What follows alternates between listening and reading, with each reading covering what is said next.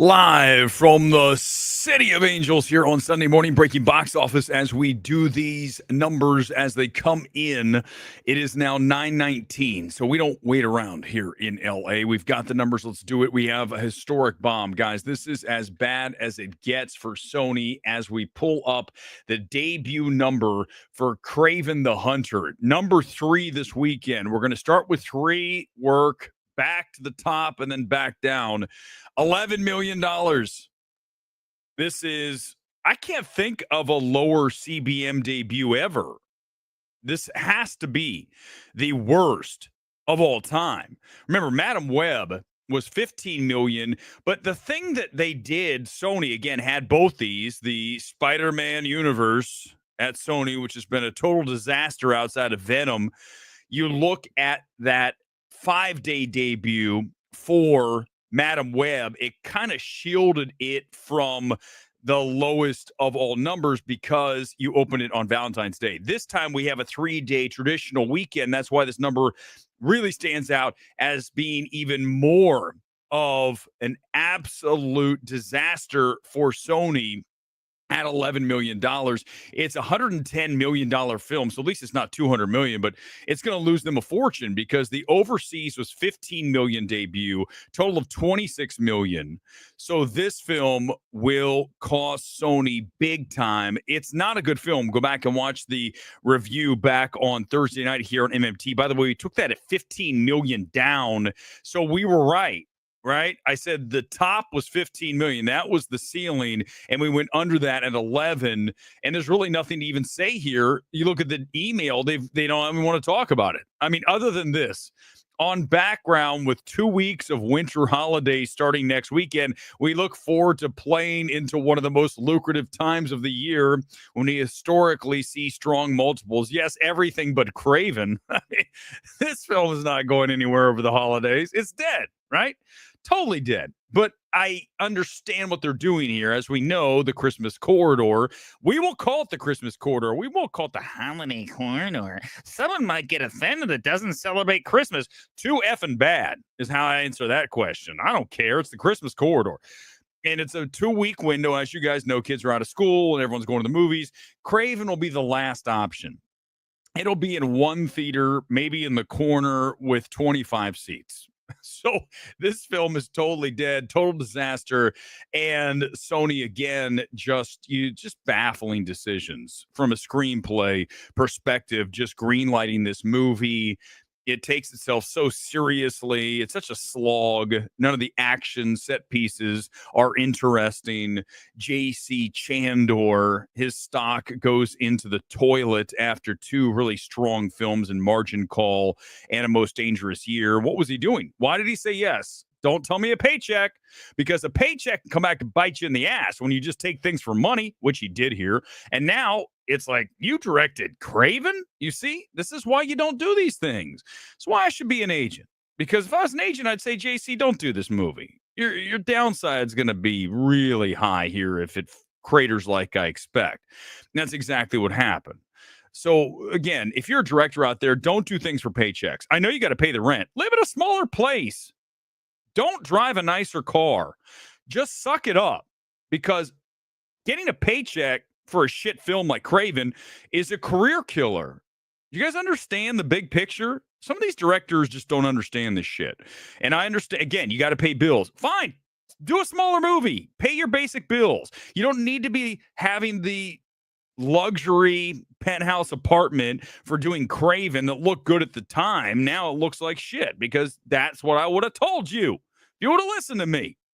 All right, let's backtrack and let's go. That's what else is there to say about Kraven? It's dead. It's over. Let's go to Moana. It was the number 1 film again this weekend. 3x, 3 times in a row, 26.6 million. I think the most impressive part of this total is 717 million worldwide. Here's some of the milestones for Moana 2 after 3 weekends. 717 worldwide. That's 337.5 domestic and 379.5 international.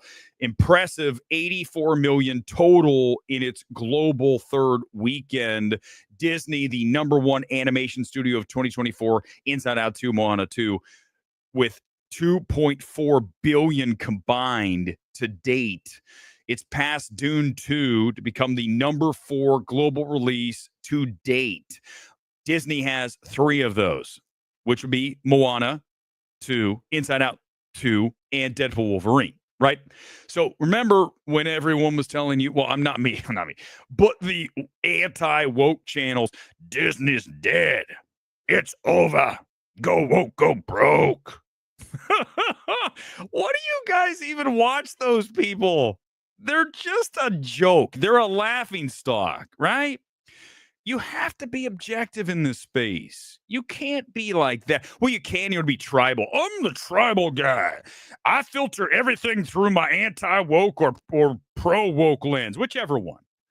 It's usually the anti-woke lens. And I'm not saying the anti-woke isn't right a lot of times. Definitely not saying that. I think it is. I have a lot of strong opinions about stuff, but I still am objective in the evaluations always. And then we discuss these things, and Disney's killing it this year. So you see, I don't understand. This is where you get into trouble when you make yourself all one thing. Also, it's very boring. Why do you want to listen to someone who's boring? That's all they filter everything through the lens of X, Y, or Z. No, how about filtering the lens of objectivity? Watched a great film last night, September 5th. Talk about journalism. And we'll talk about it tonight because I used to be, as you guys know, TV news anchor. Okay, yeah. So I had to, at least I tried to, always be objective.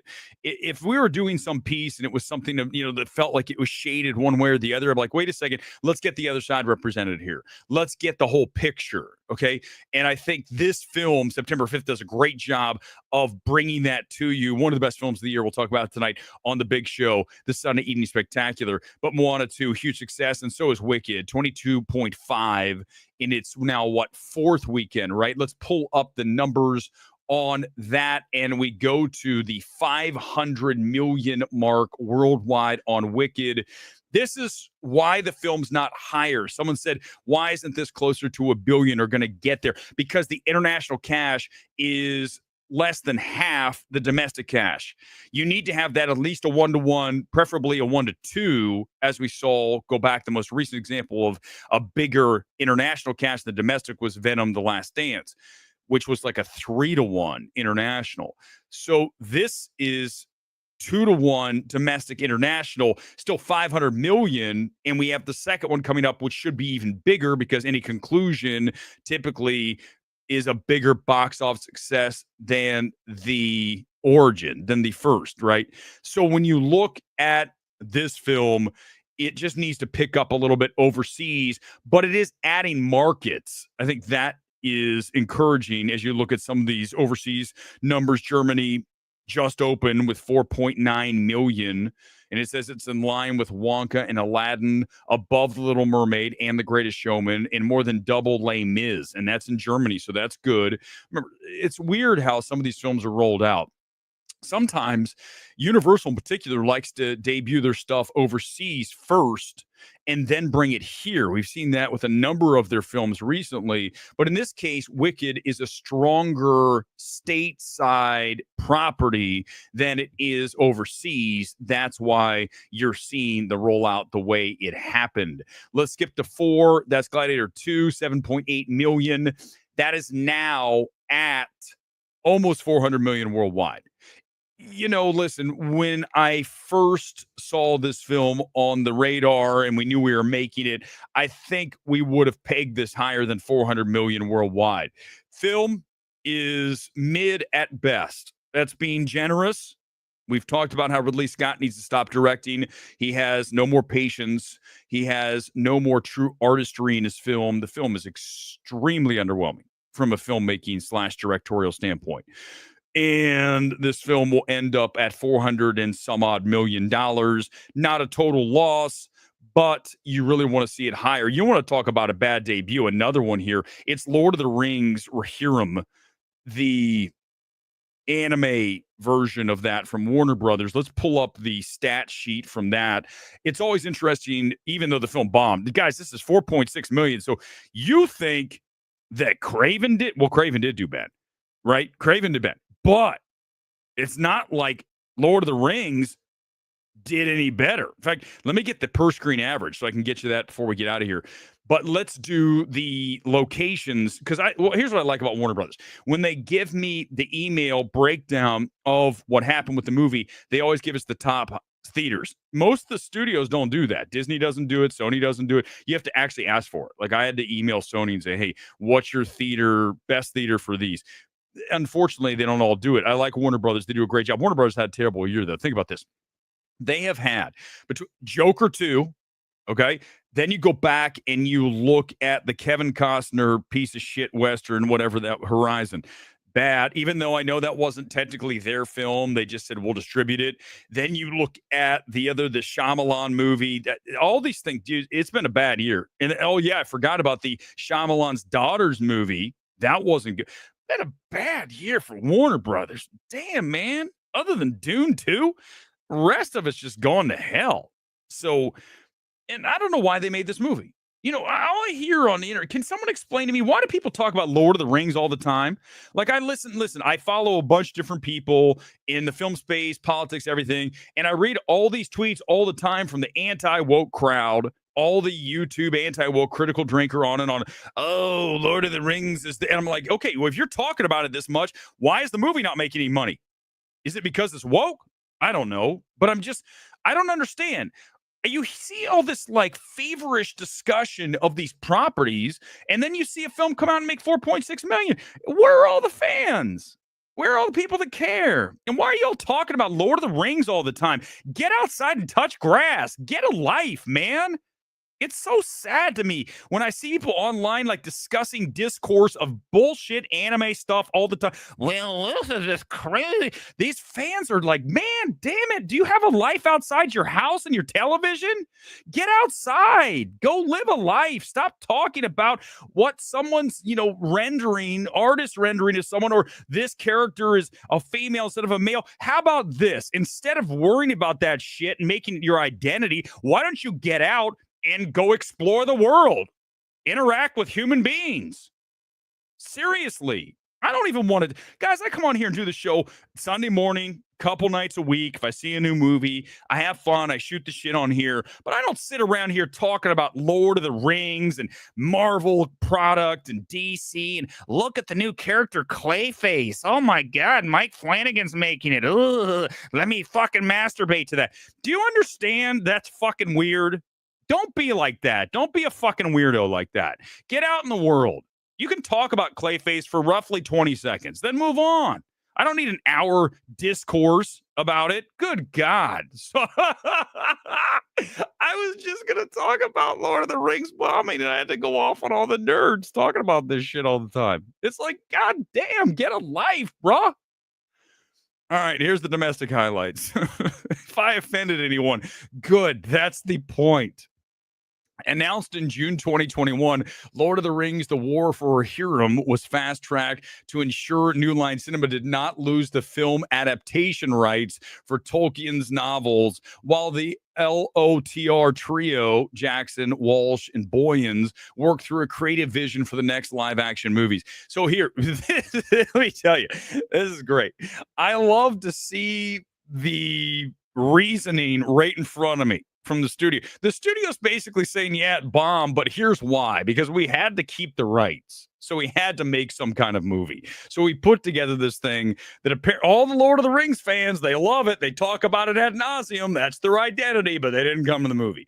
I don't know why. Apparently the movie's not great. Cinema score was a B. That's not fantastic. You can see the post-track 3.5 out of 5. It's not terrible. And then you look at the top locations. What a surprise. AMC Burbank, number 1. Larry Miller Megaplex, Thanksgiving Point, Salt Lake City. What the hell is that theater? Hold on. I've never read First of all, what the hell kind of name is that for a movie theater? Hey, guys, where are you going to see a movie? I'm going to go see it at the Larry Miller Megaplex, Thanksgiving Point. What in the hell am I reading? It's in Salt Lake, as I may or may not have said there. AMC Century City, LA is 3. Disney Springs, 4. AMC Tustin. These are all AMCs. is 5, and then Alamo Drafthouse, Brooklyn. Of course, there's a bunch of nerds in Brooklyn that go to see movies all the time, so that makes sense. AMC, whoever's flaming the geeks again. Oh God, AMC Grove, AMC Lincoln Square, AMC Empire, Regal Bridgeport, and Portland. Well, that's a first for that. Top 10 markets: Los Angeles, New York, Salt Lake, Seattle, San Fran, Dallas, Chicago, on and on. Interstellar. Let's talk about this before we roll out, and we'll do a top 10. Interstellar did another 3.3 million. It did add screens plus 156 on the theaters. So I assume they widened that out to not just IMAX. It has to, because they took all the IMAXs, right?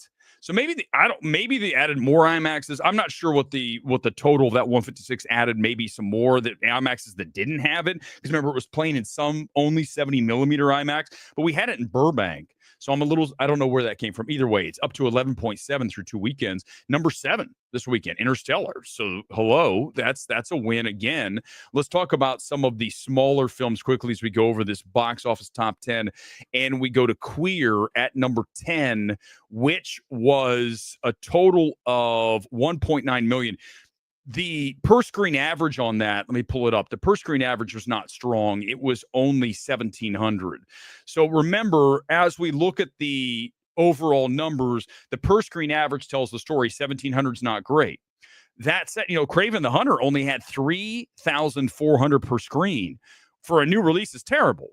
But for Queer, a smaller, right, niche film from A24, we like the direction. We like a lot of the film. We don't love the overall film. Certainly a slow film demands a lot of patience, but 1,700 per screen is not great. September 5th debuted in 7 locations. I think it made about 10,000 to 15,000 per, somewhere in that range, which is not fantastic for a limited platform release. Film's very good. It's one of my favorite films of the year. It should be in top 10 lists. I don't know why it isn't. So that's super disappointing, because we're going to talk about it tonight, why it's one of the best movies of the year. I didn't watch until yesterday this movie being released. You're talking about Kraven? Yeah, Kraven was just dead from the beginning of, just getting greenlit, right? You're talking about, right? He's a bad guy. So why are you making him out to be the hero? And it doesn't make sense. If he's the bad guy trying to kill Spider-Man, you set him up with this tragic backstory and you make him a hero. And it's like, I don't understand what is tragic in that he's raised by a bastard Russian dad in Russell Crowe. That's tragic. So it was dead from day one. It was dead. Middle-aged YouTubers talking about stuff that's beneath their age. Oh, Adam, ouch. Man, ow. No, listen. I don't care. Get out and enjoy the world. They act like their little YouTube community speaks for general. That's for sure. That's for sure, Tom. That's what we see a lot of here. Right? Normies don't obsess with the anti-woke YouTuber. It's weird. Again, just real quickly, and we'll get out, and we'll be back tonight. We can talk about it more tonight, because this is a box office show. I didn't want to do it, man. I just wanted to come on. So, the thing is this space is filled with grifters, right? It's filled with people who know that if they pander to their audience, they're going to get the audience to respond. They're going to get the views. They're going to get the super chats. You're going to get all that. I don't ever, and you guys know certainly, because I basically attack every member of the audience when I do the show. I don't try for that. It's not the goal. The goal here is to try to get through the facts as I see them, and typically that means they're facts, and then to give it a little bit of color coordination and to illustrate the whole thing, and to make it feel like when you look at the property, you're getting the best overall fair objective look at it. I think that's the key. And I think most people in the space don't know how to operate there, because they know that's going to alienate a part of the audience. We don't care. I don't even think about that. So coming back tonight, we'll try our best to alienate certain parts of the audience again here on MMT. That's our goal. And I think we accomplished it again here this morning. But again, it cannot be overemphasized the level of bombdom that Kraven the Hunter just notoriously rang up at $11 million. One of the worst bombs of all time, CBM wise, any wise. This was another huge loss for Sony. And also, again, going back to Hollywood, as much as I don't attack the anti-woke, because it's not a woke film, right? I mean, Craven's just a bad film. We have to stop making shit films. And again, I get back to people in positions of power in this town who are very marginally, at best, talented, making decisions to make films that should never have been made, directors saying yes to films that she never should have said yes to, and actors like you go back, Ariana DeBose, who's in this film. Why are you in this film? I don't care about the paycheck. You guys, you got to understand, a paycheck is not worth your career. These actors don't get it, and they're gonna pay because their career is gonna be over. You have to, and this is the thing. These agents, I'm telling you, all they care about is money. I'm gonna start an agency where it's called Brutal Truth United. I mean, I don't know. Is that BTA? Here's what I want to do. I'm literally going to tell every one of the clients, here's the reality. You are not good at this. You're only good at this. Do this. This film looks terrible. Do not do it. It's going to be a bunch of no's. It's going to be yeses.